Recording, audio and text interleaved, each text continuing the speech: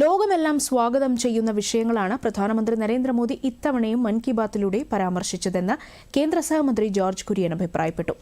Ranni Ayiroor കീക്കാഴൂർ NSS കരയോഗ മന്ദിരത്തിൽ പ്രധാനമന്ത്രിയുടെ പ്രതിമാസ റേഡിയോ പരിപാടിയായ മൻ കി ബാത്ത് ശ്രവിച്ച ശേഷം ദൂരദർശനോട് സംസാരിക്കുകയായിരുന്നു അദ്ദേഹം.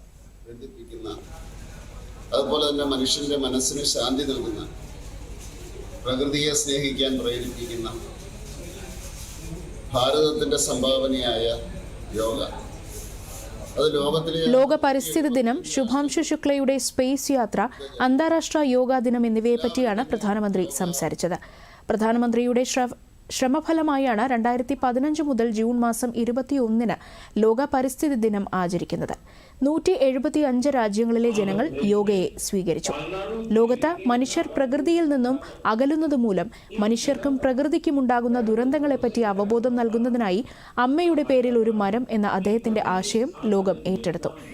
പ്രകൃതിയെ അമ്മയായി കാണണമെന്നോ അമ്മയെപ്പോലെ പ്രകൃതിയെയും സ്നേഹിക്കണമെന്നോ ഉള്ള സന്ദേശമാണ് ഇതിലൂടെ പ്രധാനമന്ത്രി ലോകത്തിന് നൽകുന്നതെന്നും കേന്ദ്ര സഹമന്ത്രി ജോർജ് കുര്യൻ പറഞ്ഞു.